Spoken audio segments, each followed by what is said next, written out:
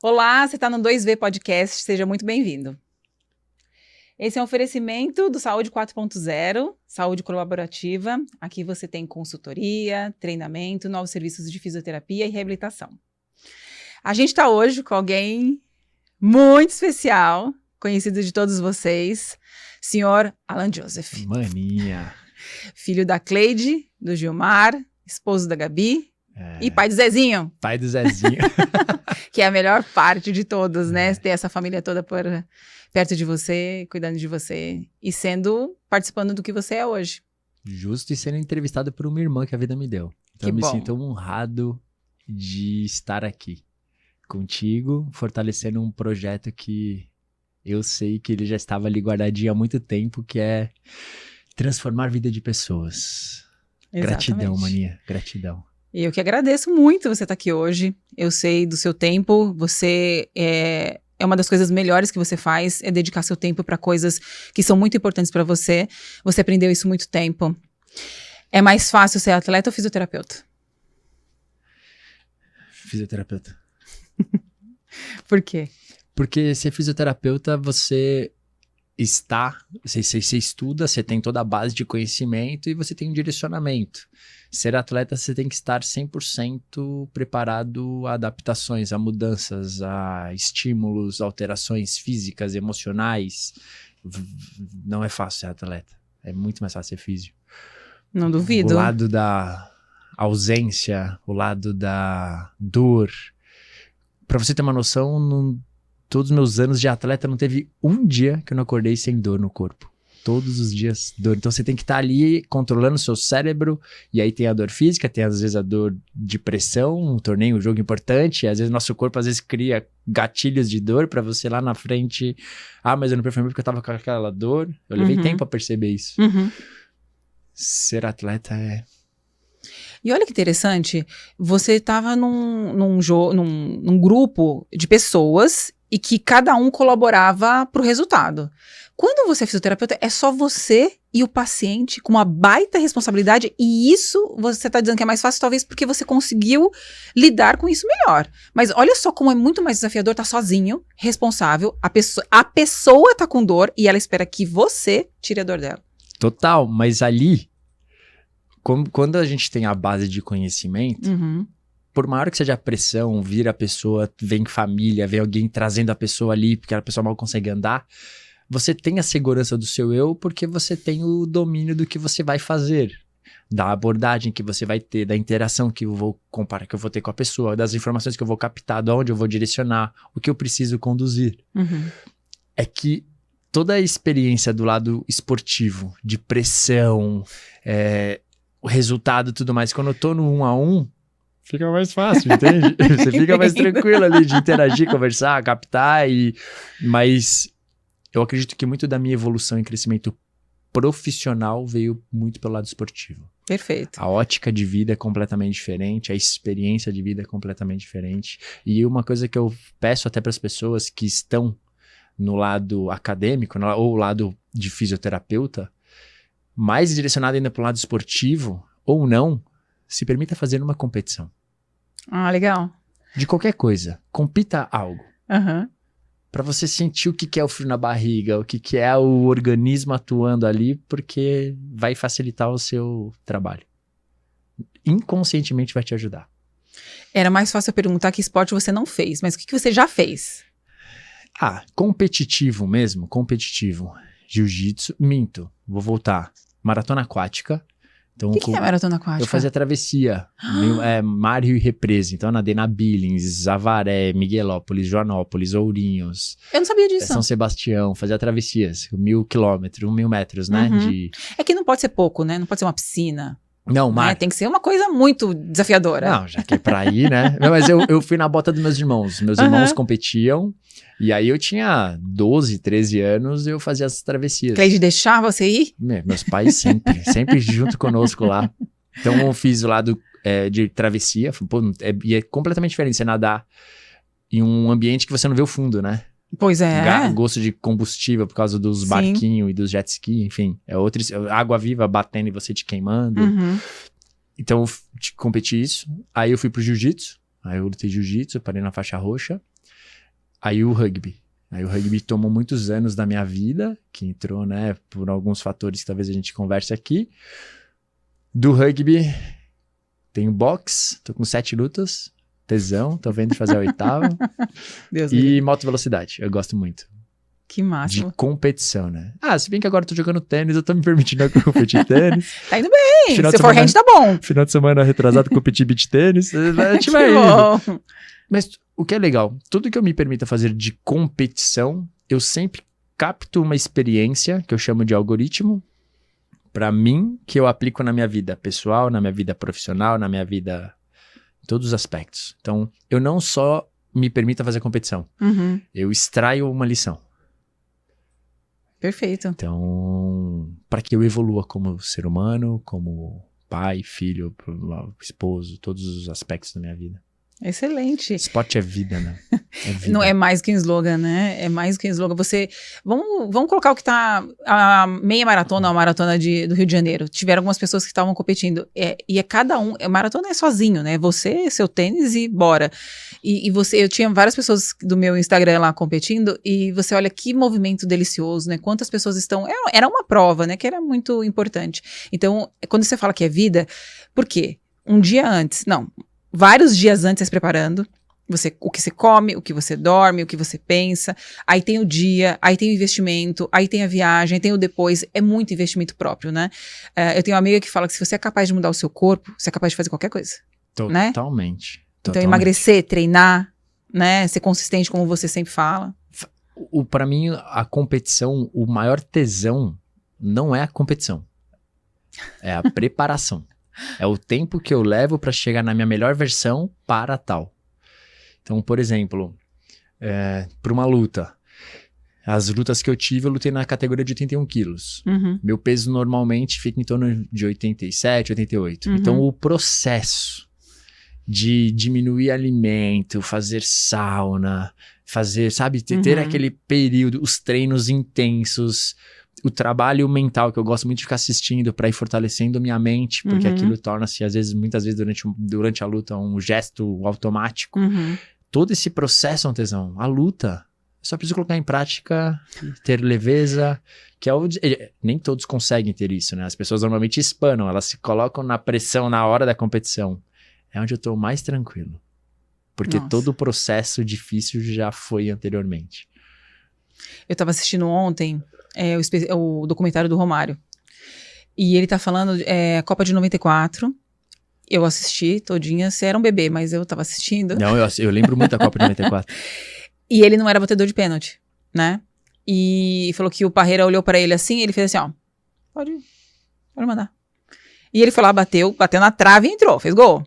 E ele falou assim, eu não tenho medo. Medo não existe pra mim. Esse momento de tranquilidade, dá um frio. Esse frio foi assim, ó. Acabou. O em volta não existe mais, é só eu e a competição. E pra você, o que veio primeiro? O atleta ou o profissional fisioterapeuta? O profissional. Eu sempre gostei do lado esportivo, porque eu modelava muito meus irmãos, e meus irmãos lá competiam, então eu gostava de olhar e queria fazer igual. Mas o lado profissional pra mim foi... E desde criança eu já também benzia, queria cuidar, né? Então eu já tinha isso muito forte. Então o lado profissional, ele pra mim é a base. E aí o lado esportivo, ele vem de evolução em cima do que o rugby me deu muito, que eu experienciei muitas lesões, e quando você experiencia, você sai um pouco do que tá escrito no livro apenas, e porque você vive aquilo. Sim. E você sente a dor daquilo, você sente a solidão. Todas as vezes que eu me machuquei, e eu falo isso até para meus pacientes hoje em dia, quando você tá com uma dor, desfruta dela, porque é o seu momento de solidão, é para você ficar sozinho. Qual a mensagem que a vida tá te dando? Vou fazer um parênteses de uma experiência que eu tive essa semana. Tava treinando boxe, e aí um cara torceu o tornozelo no ringue, fazendo sparring. E aí me chamaram e tudo mais, eu olhei, o tornozelo dele tava uma bola. E aí eu avaliei, palpei ali só pra ver um pouquinho e tudo mais. Falei, cara, tem que ir no médico, né? Só dei ali uma paz no coração. Mas eu cheguei pra ele e falei, cara, só eu e ele, tá? No momento que estávamos a sós. Falei, pra mim, o tornozelo você teve um trauma, mas ele também linka muito instabilidade, mudanças. Você tá passando por alguma coisa de vida que talvez esteja te conectando a isso, profissionalmente, amorosamente, familiar, tal. Aí ele ficou assim, por que você tá me perguntando? Eu falei, porque pode ter algum tipo de relação. É sômato emocional. Aí ele falou, Alan, minha mãe tá com câncer, a gente descobriu há 1 mês, e o câncer tá a nível muito severo e teoricamente não tem cura. Já, agora que a gente viu, o negócio tá muito grande. Então, eu não descarto, ele tava ali sem querer, ele torceu o tornozelo. Mas aquele campo pode ter ficado vulnerável devido a um fator sômato emocional. Essa é a minha ótica de vida. Perfeito. E olha como é louco o corpo, né? Como a gente... É incrível. É incrível. É incrível. Como a gente vai abordando, conversando, perguntando e as informações às vezes vêm. Não, e fez sentido pra ele. Total. Isso conectou a uma dor dele que talvez ele estava negando, né? Então, esse momento de tratar o tornozelo vai ser um momento para ele lidar com essa dor dele que não é do tornozelo. Sim. Perfeito. É a solidão, né? É aquele momento só, que é o desfrutar. Nossa, fiquei passada agora. Eu também. Realmente, que encontro seu com ele, né? Que bom que você estava lá. Naquela Porque hora às vezes ele precisava... ouvir. De uma terceira pessoa, né? Porque ele deve estar ficando forte o tempo inteiro pra ela. Total. E para as pessoas em volta. Ali foi um momento de vulnerabilidade que ele se entregou. Muito legal. Incrível. O rugby, os seus irmãos faziam ou você vai sozinho? Não, o rugby, ele veio por uma necessidade, na verdade, né? Eu fazia faculdade de fisioterapia, com 18 para 19 eu descobri que seria pai. E esse momento é muito importante. Ele foi um momento de muito desafio na minha vida. Sim. Mas que me fez ser quem eu sou hoje, tenho certeza. Uhum. Se eu não tivesse passado por tudo aquilo, eu não seria o Alan. Eu seria muito grande, mas não tão quanto eu me tornei. Uhum. E aí, para não parar a faculdade, eu fui na Atlética, eu fiz o NIP, porque hoje em dia as pessoas pré-julgam muito, né? Só porque você se destaca no mercado, não necessariamente tem que ter uma grande faculdade por trás, né? E por que eu falo isso? Porque 100% das pessoas que eu atendo, quando me perguntam onde que eu estudei, eu volto, mas onde você acha? E assim, nunca ninguém falou uma faculdade que teoricamente não tem um renome, né? Porque a pessoa associa, pô, o Alan é grande e fez uma faculdade. Então, o Alan grande. O Alan grande. O Alan grande, é isso. Então eu fazia o NIP, aonde o RG cai e você entra. Mas para não parar a faculdade, para de alguma forma ajudar meu pai e minha mãe, eu gosto de esporte, eu batia na porta lá da Atlética, quais são os esportes que tem, tinha natação, mas era conectado com o círculo militar, o futebol de salão era conectado com o Corinthians, rugby, falei, rugby, beleza, conheço, não sei jogar. Posso fazer um teste? Pode. E eu tinha sempre uma velocidade, eu sou um cara muito veloz. E eu cheguei lá pro treino, o treinador falou, pega a bola e corre. Beleza. Tava jogando, peguei a bola e corri. E eu tinha um negócio que ninguém tinha, que era uma explosão absurda. Que legal. E aí eu comecei a jogar pela faculdade. E aí eu fui jogando, isso me ajudou. Pô, naquela época, a faculdade era... Não sei quanto custou de uma faculdade de fisioterapia, mas para nós era muito sofrido aquele valor. Então, de 12 meses, eu não pagava 2. Então, pô, 10 meses... E eu tinha um desconto ainda na mensalidade. Então aquilo me ajudou a subsidiar a minha graduação, né? E aí quando eu me formei, eu já estava envolvido no esporte. E aí eu não queria parar. Aí eu fui procurar algum clube que eu não podia mais jogar universitário. E aí eu fui jogar pro clube nacional. Aí tinha um clube chamado Rio Branco, joguei lá um período. Aí quando eu comecei teve um jogo muito interessante. Que a seleção... E seja ela qual for, sempre tem o time já pré-base, né? Não vou dizer panela, mas já tem a base ali que o treinador... A gente não vai dizer panela, né? Panela. Mas já tem a base ali. E teve um jogo contra o time mais ovacionado, que era o São José. E o Brasil tinha fechado um acordo com o time da Nova Zelândia. Os treinadores da Nova Zelândia estavam no Brasil. E esse jogo, o cara lá falou, você vai ser o cara do jogo. Eu roubei a cena. E os treinadores da Nova Zelândia falaram, mas esse cara tá na seleção? Aí eles, não. Então, quero ele na seleção.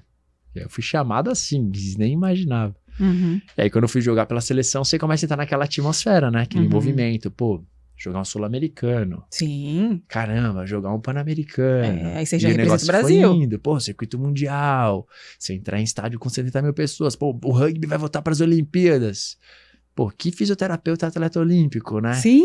E aí você faz todo aquele movimento focado naquilo, em paralelo à profissão, então ao trabalho, ao estudo, que eu não parava de fazer, e estava estudando, fazendo algumas especializações no meio tempo e me adaptando, sendo o jogador. Uhum.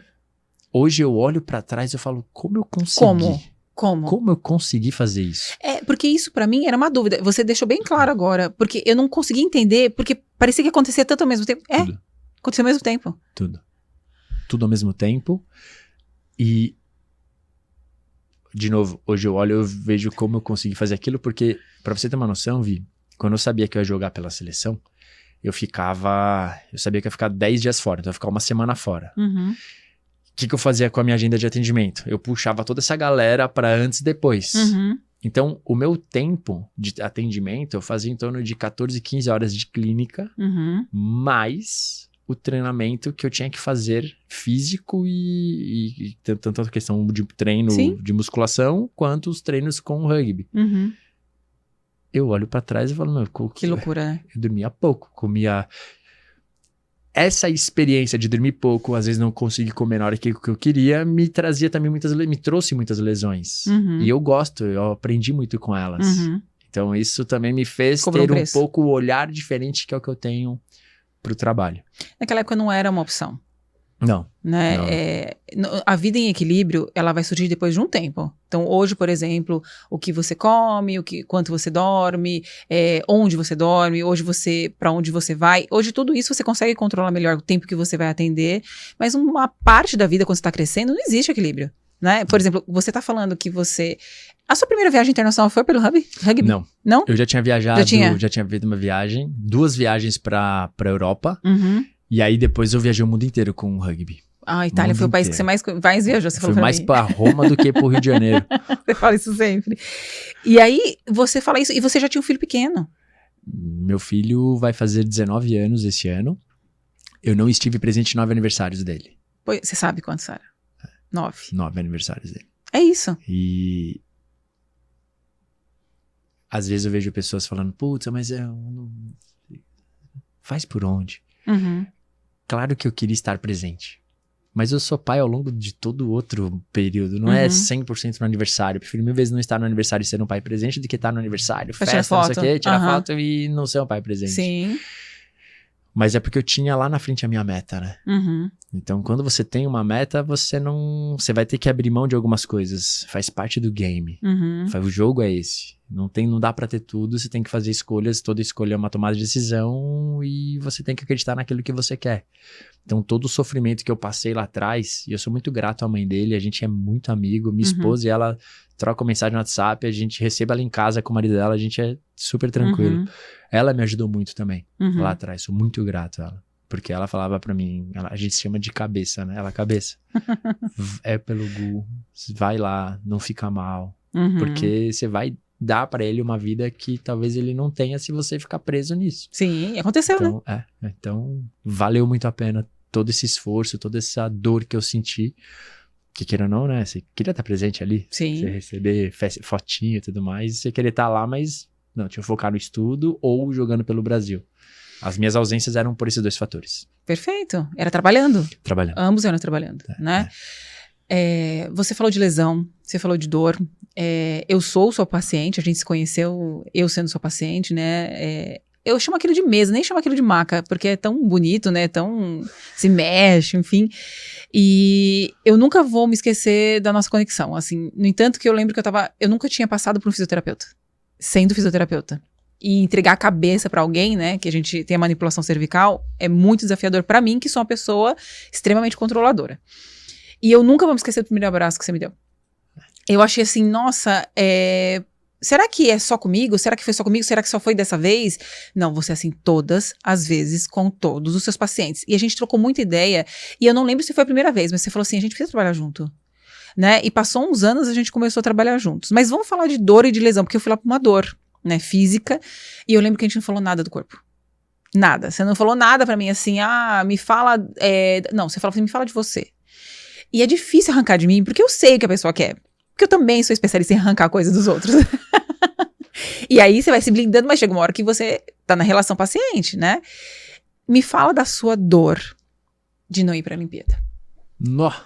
Aí você pegou um ponto que eu levei alguns anos pra conseguir trabalhar nessa famosa resiliência, né? Uhum. Porque eu vivi talvez uma depressão por um bom tempo, assim, que hoje eu olho e falo, acho que eu tava deprimido. Mas também, consequentemente, a forma que era minha questão de nutrição era trabalhar. Então eu já conecto esses dois. Não ir para as Olimpíadas foi muito difícil porque eu não fui por falta de questão de condicionamento físico, não foi por falta de performance. Se não fosse a questão traumática, com certeza eu teria. Talvez eu aceitaria mais fácil se o treinador falasse, Alan, olha, você não está na sua melhor versão física, então você não está performando que nem os caras. 4 anos antes, o nosso treinador chegou, mostrou uma tabela, chamou eu, o meu amigo Felipe e mais alguns outros que nas Olimpíadas nós estaríamos na bandeira vermelha de idade. Entendi. Olímpica. Então o treinador falou assim pra nós. Isso significa que você tá num teto... No limite de idade, okay. A gente tava no vermelho. Então o treinador chamou um por um, falou assim, Alan, você, nas Olimpíadas do Rio, você vai estar você tá na linha vermelha. Perfeito. O que vai fazer você estar nas Olimpíadas é você estar performando igual ou melhor o que tá no amarelo. A cobrança ou no verde. Porque no verde são moleques mais jovens. Então você tem que estar num nível de performance melhor.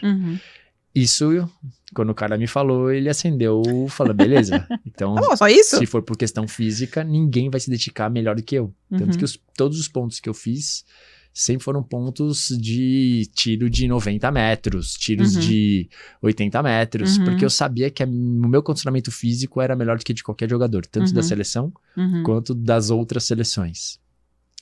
Então, talvez se tivesse ido por uma questão física, por questão de falta de condicionamento físico ali, de não estar performando, eu aceitaria mais fácil. Mas foi por uma questão que você vê passar entre os dedos, assim, sabe? Você fala, caraca, não fui. E eu levei um tempo para entender, ressignificar isso. Entendo que você fica por muito tempo buscando ali, né? Aquele momento da cena da fratura. Meus pais estavam lá no campo. E eu fiquei lá no campo, eu não levantava, ninguém entendia nada. Quando os 2 caras caíram na minha perna, eu escutei o barulho e falei, as Olimpíadas. Nossa. A gente que trabalha na fisioterapia ou enfermeiros, quando tem um acidente de moto, o motoboy, a primeira coisa que ele pergunta é da moto. Os socorristas, eles sempre falam, acidente de moto, o cara tá com o braço quebrado e minha moto. Quando eu caí, foi a primeira coisa que eu pensei, as Olimpíadas. Porque eu sabia que eu tava num tempo muito curto de... faltava quanto tempo? 5, 6 meses. Puxa vida.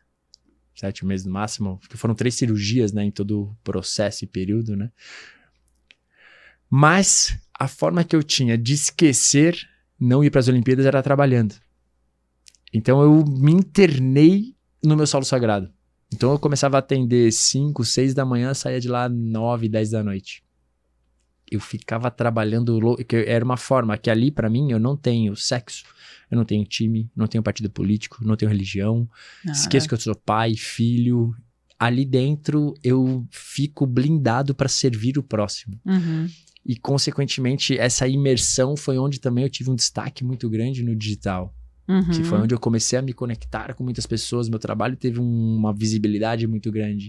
Então às vezes a gente olha isso e eu falo, pô, talvez se eu tivesse jogado as Olimpíadas, eu não sei se eu teria crescido tanto quanto profissional. Você fica naquela... A gente nunca vai saber, né? Nunca vai saber. E esse é o tesão da vida.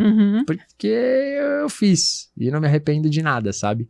Tudo que eu fiz no rugby, eu fiz o meu melhor. Eu nunca me permiti sair de um treino pensando assim, treino da semana que vem eu treino melhor. Não. Esse é o meu melhor. Todas as vezes que eu saí de campo, eu fiz o meu melhor. E todas as vezes que eu vou fazer alguma coisa, seja dar um evento presencial ou atender a pessoa, eu faço o meu melhor. Você tá inteiro, é impressionante. Assim, Presente. Eu já estive com você eventos diferentes, né? Então a gente já teve no Arnold, na BTFF, que você palestrou. Eu já estive com você no Encontro Sniper presencial. Eu já estive com você gravando no digital. Então, assim, e é impressionante como você muda. Você não tem noção, né? Você não tem noção porque você não tem essa visão. Você fica assim, ó, foca. E a gente tava no Arnold esse ano e você foi muito querido com algumas pessoas. Sempre é, mas algumas pessoas olhavam pra você e faziam assim, ó. E olhava de novo. Aí você falava assim, vem. Né? Porque você tá o tempo inteiro muito focado em tudo. Quando você fala focado, é entendendo o que tá acontecendo na sua volta. E é muito interessante que você fica outra pessoa, que nem hoje aqui, ó, é o Alan que eu conheço, do consultório, que a gente tá conversando, que você tá focado nisso aqui, mas quando tá, ela faz assim, ó, é como se fosse, sabe, uma bolha muito grande. E você tá, a primeira vez que eu vi você desse jeito foi quando a gente tava gravando o curso online. E eu lembro que naquela vez você teve que gravar, eu contei, 7 vezes uma mesma chamada. Porque a pessoa tava falando assim, faz de novo, fala tal coisa, inclui tal... Você fez sem, assim, pestanejar.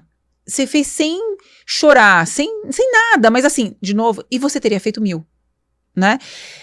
Essa resiliência, essa cabeça, é de quem é atleta? É. 100%. Ótimo. 100%. Você tem que estar ali o tempo inteiro trabalhando em cima. Se tivesse que fazer 1000 vezes, eu gravaria 1000 vezes, potencializando cada vez melhor que a última. Perfeito. Sempre. Eu não me importa. O lado atleta faz com que você se permita. Por isso que eu falo para os profissionais, você que é profissional, permita-se, da área da saúde principalmente, permita-se competir algo. A competição, ela te eleva o nível, ela faz com que você saia de um padrão pelos efeitos fisiológicos. Olha que coisa interessante. Tava jogando tênis ontem. E aí, meu treinador fez um formato de treino. Nada demais. Eram 21 pontos. 1, 2, 3, 4, 5, lá. Só que quando você chegava a cada 4 pontos, era o ponto da pressão. O que é o ponto da pressão? 1-0, 2-0, 3-0, 4-0. Ponto da pressão. Se eu, que tô com 4-0, venço o ponto, 5-0. Se eu perco o ponto, perco 4 pontos. Só por você colocar ponto da pressão, já é outra coisa. Já muda o ambiente. Uhum. Você se coloca mentalmente dentro de uma pressão que não existe. Esse é um tesão, entendeu? Sim, ele é só seu técnico, não tem ninguém nem olhando. Não tem ninguém. É pra ele. Mas só porque eu tava jogando contra ele. E aí, quando ele chegava no ponto da pressão, eu me esforçava pra que eu vencesse o ponto dele, pra que ele perdesse 4 pontos. É muito louco, né? E quando era meu ponto da pressão, você fica naquele... Claro que eu tenho um controle mental bem bom, Sim. Eu consigo me manter. Mas Sim. mesmo assim você se coloca, que o cara fica ali, né? Pressão, Sim. Hein? Ó, você entra naquele caldeirão. Então, quando você se permite a vivenciar esses fatores que atuam no nosso organismo, você consegue ter muito mais precisão e direcionamento porque é pra ser feito. Uhum. É pra gravar 1000 vezes? Vamos 1000 vezes. Não tem problema. Não, foi incrível. 1001? Beleza, 1001. E aquilo me ensinou. Eu sou mais velha que você há alguns anos, né? E o quanto eu aprendo com você de ter essa resiliência, porque eu sou uma pessoa altamente inflamável. Eu não sei se você fica bravo a ponto de estourar, explodir. Deve ficar e deve ter um ponto de fragilidade em alguma situação. Sei lá, se alguém assobiar pra princesa. É isso, né? Eu sei que ela é muito linda. Mas aquilo pra mim foi incrível. A gente admira uma pessoa no tênis e eu não me lembro de vê-lo quebrando uma raquete, né? Eu não me lembro dele estar descontente, a não ser com ele mesmo, né? Então a gente é nadalete. Ele não tá na melhor performance dele, mas eu acho que ele só entendeu, né, que esse momento dele é outro. E uma das coisas que é mais admirável nele é a questão de cabeça, né? Ninguém, se você controla a sua mente, ninguém te tira do prumo. Ninguém. O controle emocional é o maior desafio, né? Que aí entra muito na ótica de vida que eu carrego, que é o lado emocional, né? As alterações emocionais que o nosso corpo mesmo cria. Você ficar puto, é diferente de você ficar com raiva, que é diferente de você ficar ansioso, que é diferente de você ficar com medo. Todas essas alterações vão mudando o seu eu. E o maior desafio é fazer com que essas alterações sejam pequenas, não sejam tão agravantes. Uhum. É importante. Você só vai saber sorrir se um dia você chorar. Uhum. Aí você vai saber rir de verdade, sabe? Você só vai saber... Se você assistir o filme divertidamente, o filme inteiro, nem todos têm essa percepção. Mas o filme inteiro, a felicidade e a tristeza estão juntos. Uhum. Eles estão lá perdidos no mundo da imaginação. Eles estão lá juntos. Então é importante termos um lado para você valorizar o outro. Né? Perfeito. E você trazer isso pra vida é o maior desafio. Com certeza, porque é na vida que a gente tá, na vida real mesmo, né? Sim. É lá que a gente tá vivenciando todas as nossas limitações, as nossas dificuldades, né? Eu falo que aquele que conhece a si mesmo, né? O que pega, o que não pega, é a pessoa que vai ter maior controle. Então, primeiro você tem que olhar pra você, não é pra olhar pro outro, né? Pra saber como que a gente se controla. O seu solo sagrado.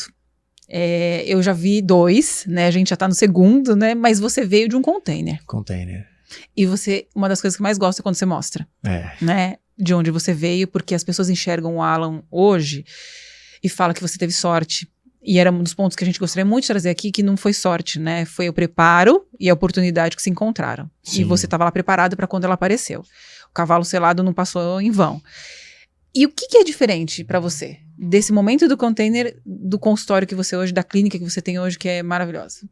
2 pontos. O primeiro, um pouco mais de conforto. Sim. Queira ou não, né? No container era um banco de madeira duro, num ambiente que era ferro, então era frio, era muito gelado, no calor era muito quente, mesmo com ventilador, não tinha ar-condicionado, nada.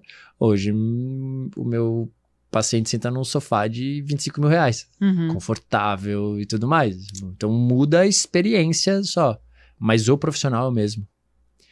E do Alan do container pro Alan de hoje, eu aumentei minha mala de conhecimentos. Então, o Alan lá de trás tinha uma base boa, só que ao longo desse tempo eu não fiquei preso nela, né? Eu fui construindo pilares que me dessem mais segurança na hora de fazer o atendimento. Mas o Alan é o mesmo. E o mesmo Alan que atende pessoas famosas ou pessoas que têm condição financeira extremamente alta, é o mesmo Alan que quando eu cedo o meu tempo e eu faço isso, eu não fico expondo isso pra ninguém, é eu comigo, o mesmo atendimento. Mesmo amor, mesmo carinho, mesmo abraço. Não muda nada. O que muda é a minha forma de comunicação, porque eu preciso fazer sentido na vida daquela pessoa. Então eu adapto minha comunicação de acordo com a necessidade. Não vou falar difícil para uma pessoa que talvez não tenha tanta base de conhecimento. Senão ela não vai entender o que eu quero entregar para ela. Mas são esses 2 grandes pontos para mim que envolvem, né? Desde o container, que era um cara que tinha um sonho e eu tinha traçado o que eu queria para minha vida. E uma coisa que é muito interessante, o que eu tinha traçado e planejado viver, eu imaginava com 40, 45 anos. Você atingiu quando? Uns 10 anos, com uns 28, 27 anos, eu consegui chegar numa estabilidade de vida que eu imaginava com 40, 45. A gente vê você estando muito confortável em ambientes, por exemplo, de grandes jogadores que são extremamente financeiramente muito importantes para os seus times e para suas famílias, e assim. E a gente sabe que você atende pessoas que você vai ter a casa, porque a pessoa precisa de uma estabilidade, a gente já conversou sobre isso, e emocional e física. De onde você acha que... O Alan é único, né? Mas eu acredito que assim, eu sei da sua formação técnica, extremamente abrangente, a gente nunca falou sobre isso quando a gente vai no consultório, você não vai buscar nem fisioterapeuta. Né? Você vai buscar uma pessoa que vai tratar você com várias técnicas. Você sempre fez questão muito grande de dizer isso. Mas a conexão que você tem com as pessoas, com o seu paciente, com a sua comunidade, ela é uma conexão muito única. Da onde você acha que você experimentou isso? Porque você lê a pessoa, né? A gente é treinado a ler as pessoas, mas você tem uma profundidade muito grande nessa leitura, em extrair da pessoa que ela não está conseguindo nem trabalhar nela. Como que isso veio? Acredito que por ser terceiro filho, acho que isso me ajudou muito a abrir um campo de percepção sobre a vida. Então, olhar o que os meus irmãos fazem de errado e, já sei que aqui não dá certo, né? Então, e também não só isso do erro, né? Também da minha mãe saber que se eu ficar com fralda, com cocô 10 horas, não vai assar tanta bunda. Sim. Então, você vai comer terra, você não morre. Então, você fica mais... Não é por mal, mas acho que é meio que natural, né? Do que quando você tem o primeiro filho, que você não vem com um manual. Então, esse é um ponto que soma muito. E o segundo, acredito que tenha sido pela experiência de vida que eu tive de vir para uma família simples. Então, meu pai, ele tá ali fora e um dia eu quero perguntar para ele o que ele fazia quando a gente tinha dor de dente que ele colocava a mão. Porque ele não tinha condição de ir no dentista. Então, Por que eu te falo isso? Porque a gente cresceu em hospital público, que a gente cresceu em lugar que o acesso não era lá atrás tanto quanto hoje, né? E quando eu tinha na minha cabeça, né? Quando eu estiver no controle vai ser completamente diferente. Tudo que eu experienciei, eu vou trazer o oposto, né? Então, quando eu vou atender, eu tô presente. Eu esqueço de tudo ao redor. Eu tenho uma limitação de movimento pela fratura que as pessoas não veem. Não. Eu me adapto. Porque a pessoa tá em busca da cura, eu não posso estar ali mancando. E a pessoa fala, porra, o cara tá ferrado, né? O cara não se cuida. Verdade? Sim. Né? As pessoas não vão entender que eu tive uma fratura raríssima que foram 3 cirurgias. A pessoa vai ver eu mancando, ela vai, pô, se o cara não se trata. Então, tem isso. A presença de ambiente, né? De não dar mais problema para a vida da pessoa e sim trazer soluções faz com que o trabalho tenha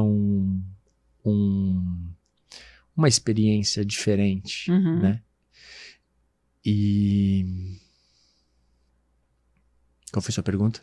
Eu falei que por que você consegue se conectar tanto às pessoas assim, aí você falou que... Perfeito. Ser filho.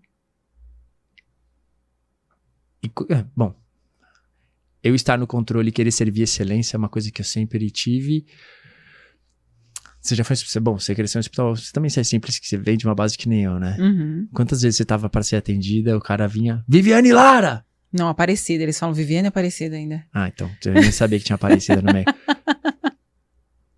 Caramba, por que a pessoa não vai até a porta, busca você? Independente de termos ou não termos condição financeira, o atendimento é o mesmo. Você tá servindo aquela pessoa, você tá ajudando aquela pessoa. Eu que tô com dor, eu que sou paciente. Então, trazer essa experiência diferenciada no mercado é uma coisa que tinha uma grande falta, mas eu tenho percebido uma grande mudança. Você vai buscar o seu paciente, seu cliente lá na sala, você não fala pra sua secretária. Eu chamo de interagente. Interagente. Perfeito. Eu não chamo nem de você, não é paciente, porque paciente mente. Legal. Pacientemente. Eles se enganam em cima da própria história, da narrativa que eles trazem. E eles não percebem que eles estão falando, mas eu sei que eu passei por um estresse, mas aí você fala, mas não é o estresse, sabe? As pessoas não entendem. Então, quando você tem uma interação, eu tô desarmado, você tá desarmado. E essa é a minha questão de percepção, observar o seu gesto, o seu olhar, o seu jeito de caminhar, o que você fala, como você fala. Eu faço provocações. Eu tenho uma dor no ombro. Então, você pode levantar e ir embora. Sim. Não vou te ajudar. Sim. Eu estou com uma dor no ombro. Ela não é minha, mas ela tá aqui presente. Então, existe uma grande diferença de ter e estar. Perfeito. Então, quando eu estou conversando com a pessoa ali, fazendo todo meu intermédio, interagindo e captando, eu venho fazendo essas provocações. E aí, o meu intuito é fazer sentido. Isso é muito incrível, que é uma coisa que você, além de ser, você conseguiu ensinar, né? Eu adoro o termo sniper. O sniper é aquele que aponta e acerta. Ele não tem a opção de errar, né? Não pode. Não pode. Não pode errar. E hoje você conseguiu construir um grupo de pessoas que a gente está chamando de comunidade. E eu já vi os meninos e meninas, que eu chamo carinhosamente de meninos e meninas, que eles todos são muito mais jovens que eu, a grande maioria. Também, às vezes não, né? Tem gente que é mais velha que eu. Tem pessoas de 60 e poucos anos, 70 anos, alunas da comunidade. Me fala o que é ser um sniper.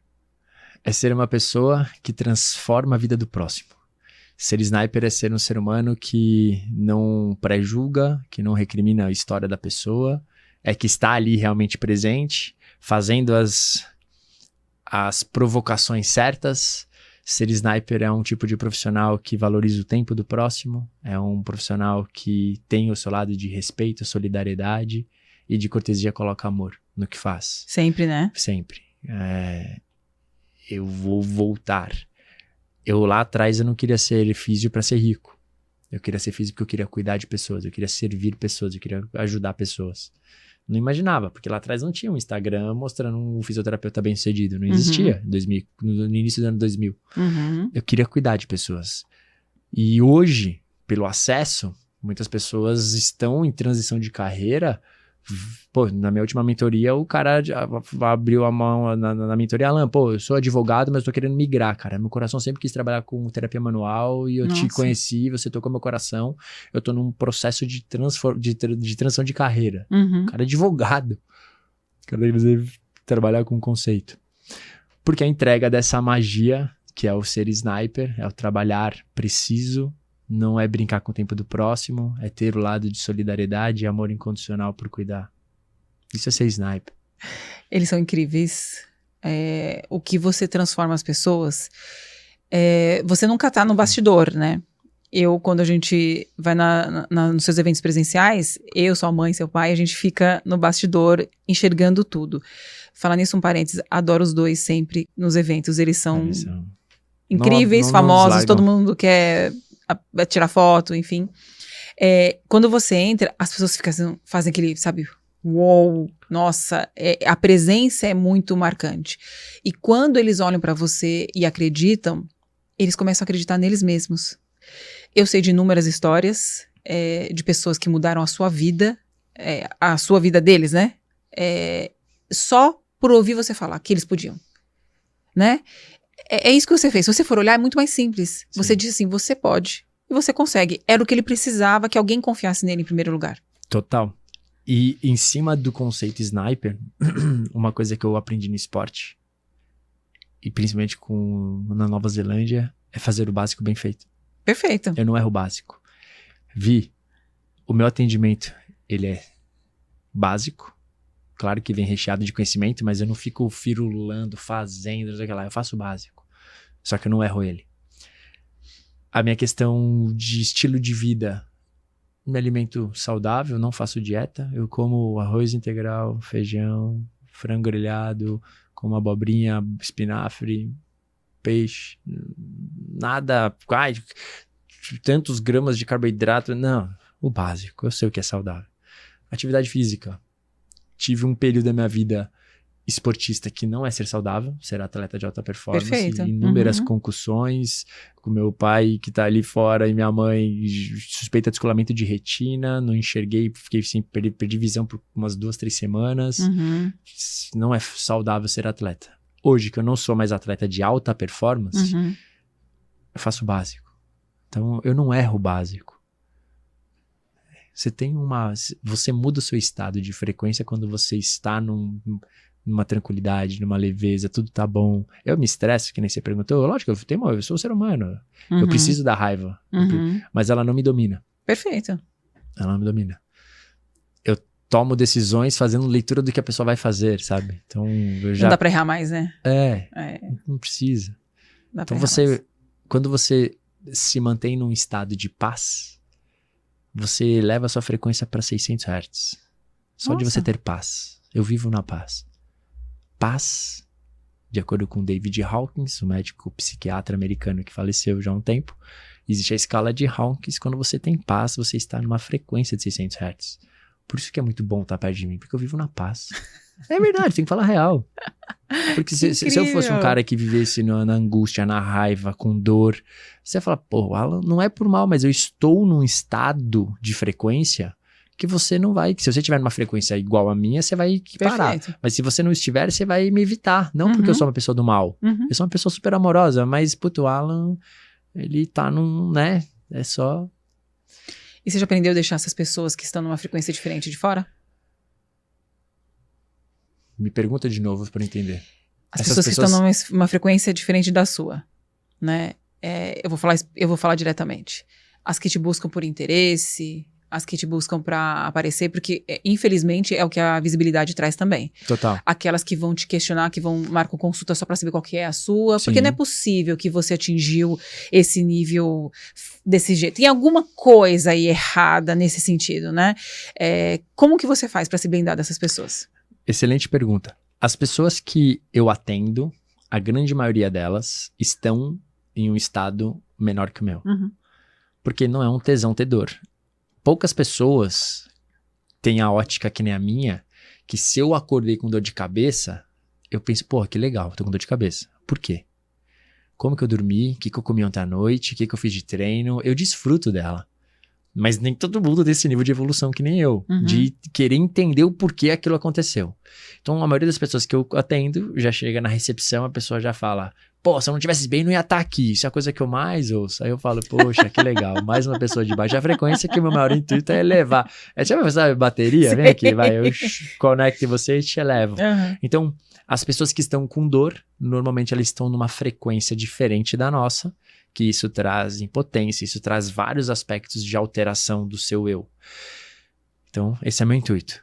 Agora, as pessoas que chegam por questão de interesse, quando a gente para olhar a vida ela tem o seu jogo de interesse. Perfeito. E é importante Sim, isso. sempre. É importante. Exato. Eu também tenho interesse em chegar em algumas pessoas com interesse de alguma outra coisa. E não tô fazendo nada. O que é errado é eu te prejudicar para querer conseguir alguma coisa. É mudar essa questão. É não ter filtro, não saber até que ponto chegar, né? Eu passar do ponto e me queimar com você. E, então, eu percebo quando a pessoa chega em mim com segundas intenções. Você sabe, muitas pessoas que eu cuido são, além de muitos famosos, eu cuido de pessoas multibilionárias. Meus pacientes tem um paciente que decola aqui de Congonhas e desce na Rússia. O avião dele, assim, eu cuido de gente muita grana. Então, as pessoas que eu atendo, às vezes passam em atendimento comigo para querer, durante o atendimento, pô, mas você atende aquela pessoa, pô, e a pessoa vem 1, 2 vezes, você percebe que a pessoa que tá vindo comigo para chegar em outra pessoa. Eu não sou bobo, né? Eu já tô calejado nisso. 10 anos nessa ascensão de contatos. Ou de chegar, por exemplo, no Alok da vida, você consegue contratar o Alok para tocar no aniversário do seu filho? Consigo, você com consegue certeza. Via empresário? Não, você consegue via empresário. Ou via um contato. Pagar já é outra coisa, né? A gente parcela. Mas eu tô dando exemplo, isso é uma coisa que acontece com muita frequência. Sim. Ou você consegue via contatos, que seriam intermediações, né? As pessoas... Pô, se o Alok tava na minha casa 1 mês e meio atrás, a gente é muito amigo. Tô dando exemplo dele. Pô, com o Alan, talvez eu não precise pagar, né? Eu encurta, né? Nossa. Então eu percebo, eu não sou bobo. Eu já tô calejado, não tô dando exemplo dele, mas de vários famosos que eu cuido. Mas aí você vai tendo filtro, eu não fecho porta, eu não sou grosso, eu não sou agressivo, eu às vezes me faço de bobo, enrolo, mantenho ali pra também, né? Manter a boa vizinhança, mas você consegue ter filtro muito mais... Faz bem. Qualificado. Faz bem. Do que importa e do que não importa, né? Pra tal. Quantos anos tem agora? Eu estou prestes a fazer 38 anos. Próximo domingo, não próximo, tem aniversário. Quando você olha pro Alan nesses 38 anos, me fala assim, ó, 3 pontos cruciais que a sua vida transformou e que fez você chegar onde você tá hoje. Você consegue falar? 3 pontos cruciais? Sonho. Sou sonhador pra cacete, mano. Eu sonho muito. Sonhar pequeno e sonhar grande demanda dos mesmos neurônios. Então, assim, sigo sendo extremamente sonhador. Persistência. Um cara que eu não desisto, velho. Eu vou morrer atirando. Tanto que a minha perna é fechada na tatuagem e dentre as tatuagens eu tenho um gladiador. Então, assim, eu vou morrer lutando. Então, cai atirando. Não... E o terceiro ponto que para mim mais me conecta é a rápida mudança de comportamento que entra na resiliência, né? Voltar rápido pro meu estado. Isso de vida. Tanto numa decepção de profissão, puta, preciso virar a chave aqui rápido para seguir o que eu preciso. Briguei, puta, eu conto na mão quantas vezes eu brigo com a minha esposa. A gente vive num estado de paz assim absurdo, mas se a gente teve algum desencontro, mudar, não ficar bicudinho até, puta, mas vamos voltar rápido, a vida passa rápido, vamos trabalhar essa resiliência. Por exemplo, na minha última corrida de moto, na primeira volta deu a largada. Você tava, né? Que eu caí. Não tava, não. Esse ano, na primeira etapa do Superbike, na primeira volta, eu fiz a curva do Pinheirinho muito bem. E é que ele fica um monte de moto ainda na primeira volta, né? Sim. E eu dei muita mão pra entrada no Bico do Pato, só que eu cheguei muito em cima da moto do cara. E na moto, você não pode olhar o presente, você sempre tá olhando o futuro. Então eu tô nessa curva já olhando pra onde eu vou. Eu cheguei naquela, eu já sei pra onde eu vou. Não sabia. Você não olha o presente, você olha o presente, você cai. De moto, eu não posso andar olhando aqui assim, ó. É muito rápido, né? Aqui eu já olhei lá atrás. Entendi. Só que eu dei muita mão e eu freiei, eu fiquei com medo de bater no cara e eu olhei pra ele e quando eu vim entrar na curva eu perdi a roda dianteira e caí. Beleza, as motos me passaram, levantei, montei na moto e voltei pra pista 1 minuto e 50 depois, tá passando no mesmo lugar. E o chão fica assim, ó, vem, vem. Tô te Fica até esperando aqui, balada, seu chão fica ali. E você tem que trabalhar sua resiliência, passar ali e ressignificar o mais rápido possível. Então, esses 3 grandes pontos pra mim são transformadores de vida. Incrível. Sempre sonhei. Falei para meus pais, vou morar no Itaim. Era pontual. Você Itaim. falava o que era. Já fui na sua casa, linda. Então, assim, E eu amei. Você fez um tour comigo e a gente é muito legal. A gente fala assim, olha isso aqui, Vi. Olha esse chão. Olha isso aqui. Que da hora, né? Porra. Só a gente sabe o quanto que a gente... Exato. Tem uma música que eu ouço muito do Thiaguinho, né? Que não é ele que compôs aquela... Você não sabe o quanto eu caminhei pra chegar até aqui. Tocou no meu casamento. Essa música é, tipo... Ouço ela incrível. Pra, sabe, retroalimentar, porque só eu sei. Você falou do solo sagrado. É uma coisa que agora eu estou passando por um momento de mudança, de crescimento profissional em todos os aspectos, digital, de Instagram e tudo mais. E é um ponto que eu vou bater muito, porque as pessoas não acreditam que eu já estive, né? Meu atendimento, eu comecei R$20. Era R$20 com o mesmo amor de hoje, não muda. Você pode falar quanto que é a sua consulta hoje? Hoje é 1.000. Tô migrando, vai ter um pequeno reajuste aí pra 1.250. Então, a gente saiu de R$20. Eu sei que o tempo passou, né? Claro. Pra R$1.000. Sim. Então, a pessoa pra estar lá com você vai pagar esse valor. E ela vai sair de lá com valor. É um investimento Exato. pelo valor que eu entrego, não é preço. Isso aqui dá pra gente barganhar, isso aqui eu consigo barganhar. Quero comprar 10 iPhones. Pô, dá um desconto aí, vai. O nosso atendimento, ele tem valor. Perfeito. Ele é muito além de entrega, né? Não é uma coisa simples. E uma coisa que eu trago muito pras pessoas, pra você que tá aqui, que é profissional, que talvez tenha ouvido o Alan, pô, o atendimento Alan tem valor de R$1.000, tem R$1.000. Você também consegue. Você também consegue. Eu sempre gosto de trazer o lado que é possível. Se eu conseguir, você também consegue. Aí como é que hoje em dia a gente tem as possibilidades? Você tem a possibilidade de você pegar o seu machado e criar o seu traçado, que é o que antigamente nós fazíamos. A geração de hoje não sabe o que é biblioteca. Não. Muitos sábados como hoje, eu estava trabalhando na biblioteca estudando. Estudando. Porque eu não tinha livro. Eu estava estudando porque eu não tinha acesso. Hoje em dia eu consigo botar no YouTube aqui em frações de segundos e captar alguma informação. Deitados com o olho remelado ainda, só pra ficar ouvindo, pra nem abrir o olho. Então, é trazer para as pessoas que você tem a opção de você criar o seu, que também é uma coisa muito louvável, ou construir a sua, né? Ou já modelar quem já chegou.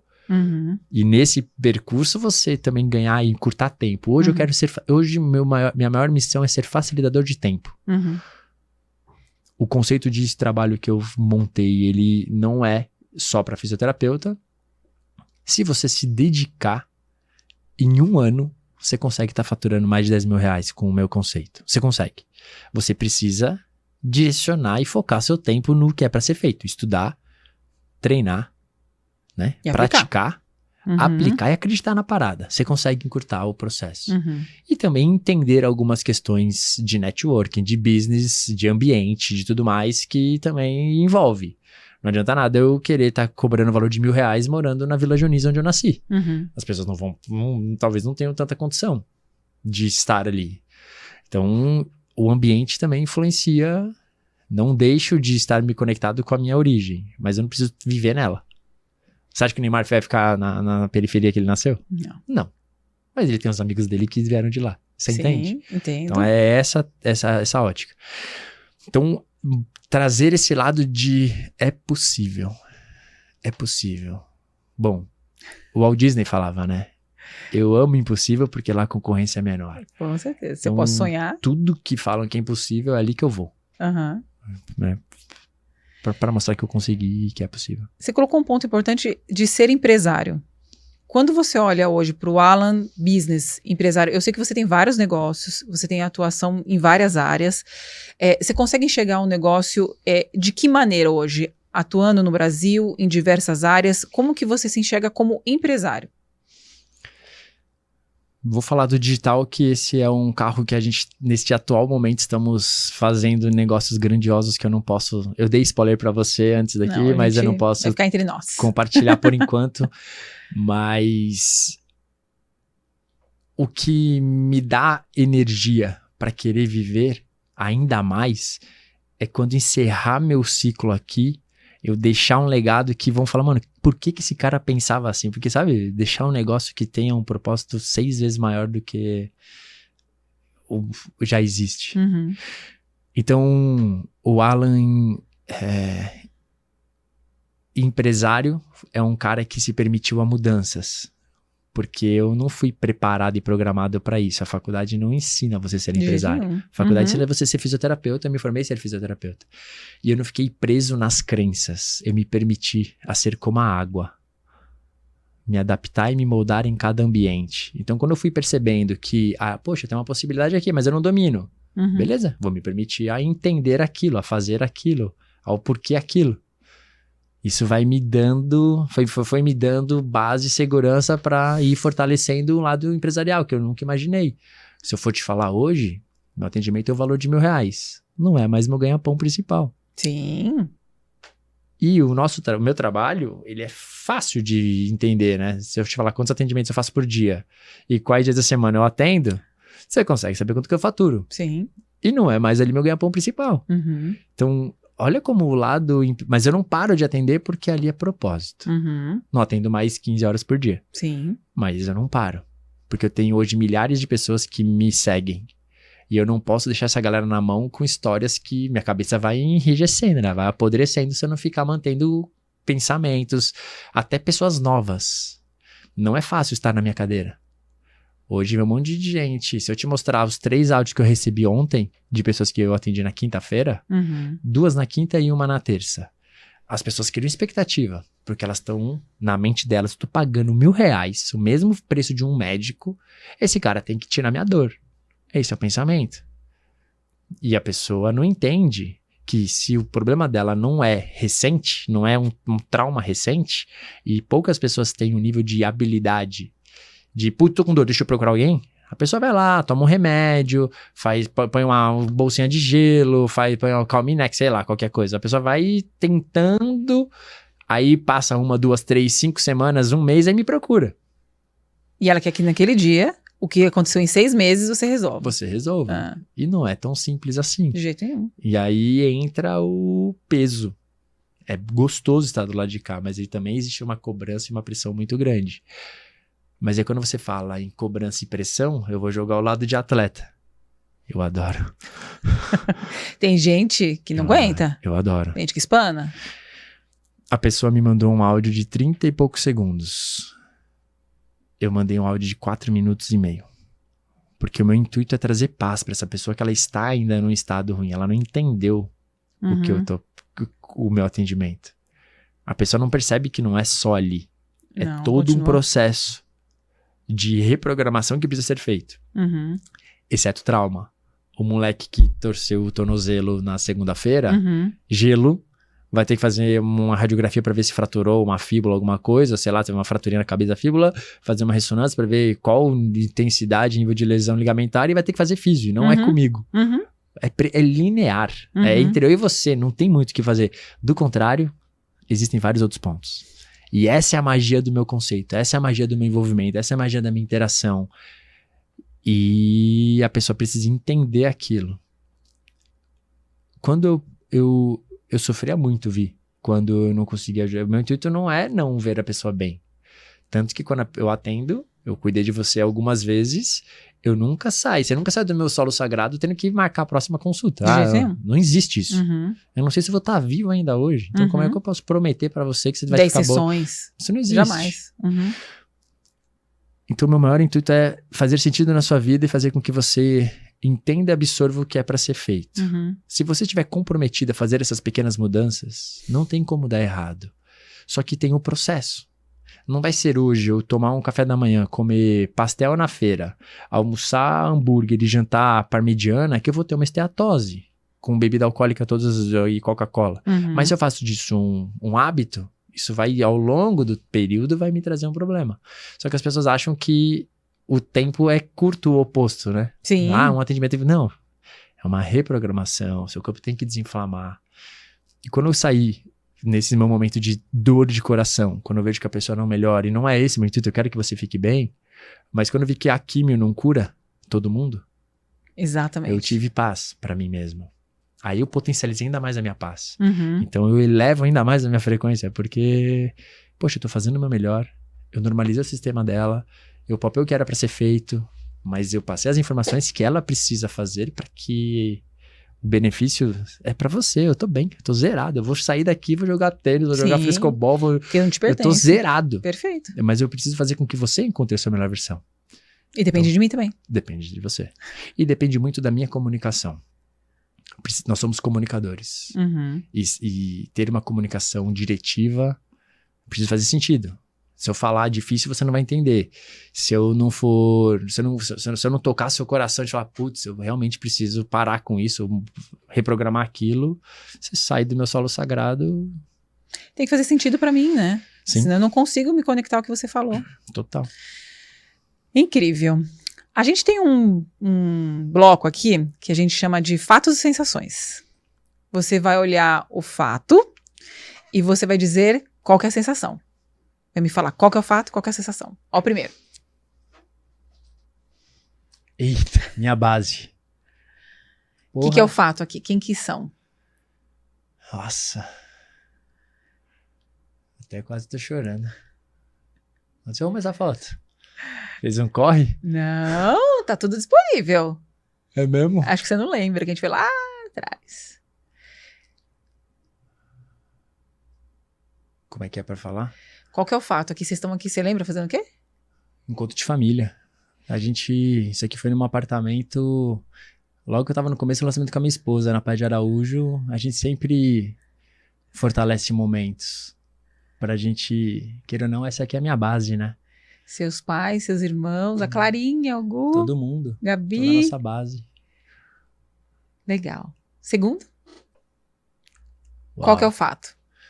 Essa aí é uma prevenção. Eu ia entrar no ciclo olímpico e eu tive uma lesão no menisco que ela não era cirúrgica, mas aí a gente tava no último ano olímpico, eu fiz uma cirurgia só pra limpar, sem correr risco dessa lesão de menisco agravar e me tirar das Olimpíadas. Uhum. Bom, eu não fui não por causa do joelho, mas eu tava benzão. Era só prevenção, só. Em 30 dias eu já tava correndo de novo e jogando. Que bom. Próximo. E essa? Essa aí eu tava jogando em Hong Kong, circuito mundial, jogando contra o México, fazendo ponto aí. Roubando a cena. Esse torneio eu fiz o ponto que ficou entre um dos mais bonitos do circuito mundial. Nesse torneio eu entrei em estádio com 60 e poucas mil pessoas. Nossa, eu adoraria pegar o sentimento no meu coração e te dar. Fala, se liga como é que é entrar no estádio assim. E você fazer um gesto, a galera reagir, é uma coisa assim avassaladora. É lindo o movimento, né? É.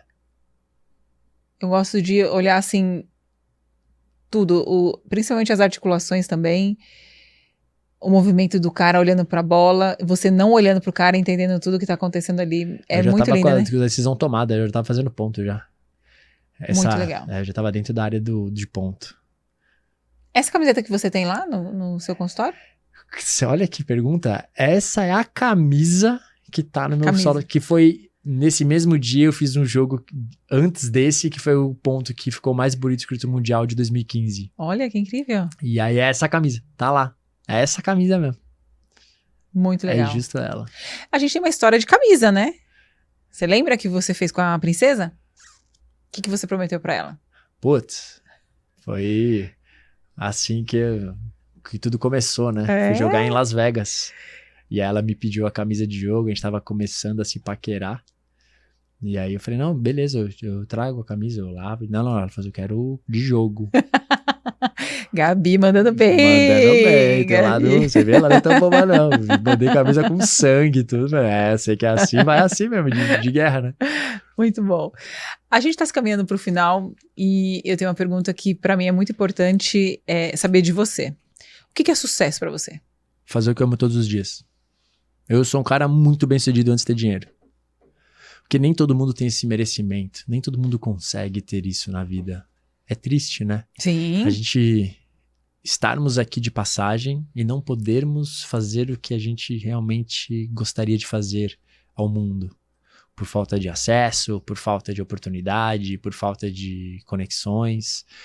Então, desde quando eu quis ser fisioterapeuta, e assim que eu me formei, em 2007, e eu tive um grande desafio de /decepção da pessoa que eu tinha como a maior referência. Eu olhei, tirei, como se tivessem tirado meu tapete. Eu olhei e falei, tá, calma. Eu já faço o que eu consegui me formar, consegui fazer o que eu amo. Eu já sou um cara muito bem sucedido. Agora vamos para onde que eu quero ir agora, né? Claro que eu tive que fazer muitas coisas que eu não queria dentro da fisioterapia, né? Então eu trabalhei com ginástica laboral, trabalhei com outras coisas porque eu queria chegar onde eu estou. Mas eu precisei passar por algumas questões que me fizeram, sabe, ter a experiência, o olhar e tudo mais, o aprendizado. Então, um sucesso para mim, é fazer o que eu amo todos os dias. Eu sou muito bem sucedido. Muito bem sucedido. Eu acordo com tesão. Todos os dias eu acordo muito feliz. Eu acredito que as pessoas que não experienciam isso, elas não entendem, né? Elas não entendem o que é o processo.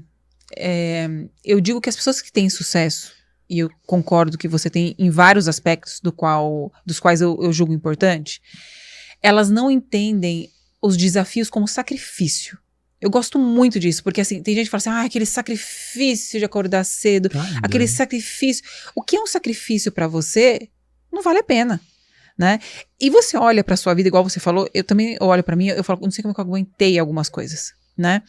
E quando eu estava vivenciando aquilo, eu não tinha essa noção de sacrifício, de aguentar. Era porque só um meio. Porque você tinha propósito. Porque você tinha um objetivo. Então, quando você tem o seu objetivo, você... eu era, sei lá, adolescente.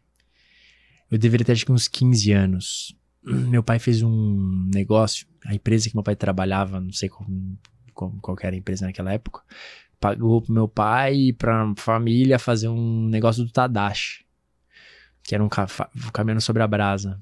Eu era adolescente, meu pai assinou lá um termo e tal. E aí era um dia num lugar, você vai fazendo todo um trabalho mental, e no final do dia você caminhar sobre a brasa. E meu pai, eu enchi o saco deles, né? E eles assinaram lá pra que se eu queimasse meu pé, responsabilidade. E aí chega naquele momento, você vê a brasa estralando, aquele calor, e os caras entrando na sua mente. Seu objetivo tá ali, vai pra cima, passa pelos obstáculos. Você tá tão potencializado, tão forte naquilo que você não vê os problemas. Talvez você já tenha visto um vídeo, eu fui impactado faz um tempo por um vídeo que tocou meu coração. Muitas pessoas reclamam que não tem problema com um monte de coisa, né? Eu não consigo aqui, é o problema aqui, aí não sei o que lá. Até ter uma doença. Aí você tem um problema. Aí você não se importa se o fio da televisão tá quebrado, se ralou a roda do carro. Então as pessoas até têm uma doença. Então todos os problemas que as pessoas têm, não consigo, beleza. Aí você tem uma doença, você tem um problema. Aí você tem realmente uma coisa pra ter que trabalhar. E tudo aquilo que você se apegava, talvez você deixe de se conectar. Né? Então... Eu li uma vez que quem tá doente só quer uma coisa. Quando você olha pra você, você tem vários desejos, né? Tem esse, quero fazer isso. Quando você tá doente, você só tem um. Né? E quando a gente olha, eu espero realmente que se tem alguém ainda que não te conheça e se por acaso esse episódio aqui chegue até alguma pessoa, que ela se permita a ouvir as coisas que você falou e que ela se permita aquilo na vida dela, né? Porque conhecer você foi muito impactante pra mim, né? Poder ser sua amiga e falar que eu sou sua amiga, convivo com a sua família, né? E eu sei como que chegou a ser o Alan, né? Você sabe que eu amo a Cleide, que é sua mãe. Eu tenho um carinho pra ela, assim, enorme. Gilmar também, mas a Cleide é meu xodó, né? E adoro a Gabi, conheço o seu filho. Então, assim, quando você olha essa cadeia, você fala assim, não tinha como dar errado, né?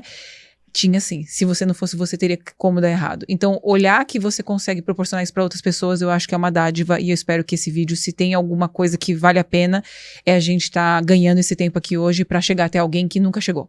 Perfeito. Que talvez esteja numa fase, num momento de vida...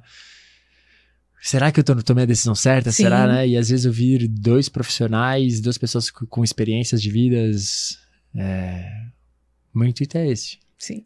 não é nem somar, é multiplicar, né? Eu quero sempre mais na vida do próximo. Tá com você a última fala. Pode falar para as pessoas que você tanto gosta. Quero agradecer seu tempo, porque é o que a vida tem de mais valioso para mim. Você não compra o tempo. Então, muita gratidão. Se você tem dentro do seu eu inseguranças, incertezas e medos, seja muito bem-vindo. Eu também já tive isso e tenho até hoje. Isso faz parte da vida. Mas tome cuidado para que isso não atrapalhe, não apague o seu brilho. Esse vídeo que estamos aqui gravando para você, te entregando com muito amor e carinho, saiba que às vezes você está com a sua vela apagada e nós talvez estejamos acendendo a sua e nós não estamos apagando a nossa. E nós juntos iluminaremos muito mais. Então seja a vela, acenda sempre a luz do próximo. Não deixa com que nada te atrapalhe. Tenho certeza que todos nós somos luz. Mas às vezes tem pessoas que não estão na sua melhor versão. E às vezes acender a luz do próximo não vai. Às vezes as pessoas têm medo, né? Puta, eu não vou acender a Vivi. Meu Deus me livre, o que acontece com a minha? Entendeu? Então sejamos vela. Vamos acender luz de pessoas. Que o maior público são sempre profissionais da área da saúde, né? Você é um grande exemplo para mim de pessoa. Eu me sinto... Eu me envolvo e interajo muito com todas as pessoas que eu cuido. Mas tem pessoas que tem uma conexão muito maior. Uhum. E eu me sinto um cara muito honrado, muito abençoado de poder ter a sua amizade. E eu agradeço a Deus por conseguir mandar uma mensagem pra você quando acontece alguma coisa, maninha. Olha, tem coisas que eu já contei pra você antes do que pros meus irmãos. Sim. Pela gratidão, pela oportunidade de estar contigo. Então você, desde quando eu te conheci, eu modelo você. Você é uma das pessoas que eu tenho como referência para ser quem eu sou. Uhum. Então, toda vez que eu tenho a oportunidade de estar do seu lado, eu tô sempre aprendendo algo para seguir no meu crescimento. Então, muita gratidão que o 2V Podcast tem um transbordo. Tudo é o crescimento. E nós vamos estar aqui, trabalhando em cima dele para que cheguemos cada vez mais em vida de pessoas. Amém. Amém. É o que a gente mais quer. A mesma coisa pra você. Gratidão. Muito obrigada pelo seu tempo. Muito obrigada pra gente poder conversar e falar das nossas conversas que a gente tem normalmente e com outras pessoas assistindo, que elas possam ouvir a gente e se encantar e se iluminar com a gente. Eu espero também que vocês estejam sendo impactados, é uma palavra que você fala muito, e que curte, compartilhe, ativa o sininho. Eu espero que vocês tenham gostado desse episódio. Obrigada pelo seu tempo.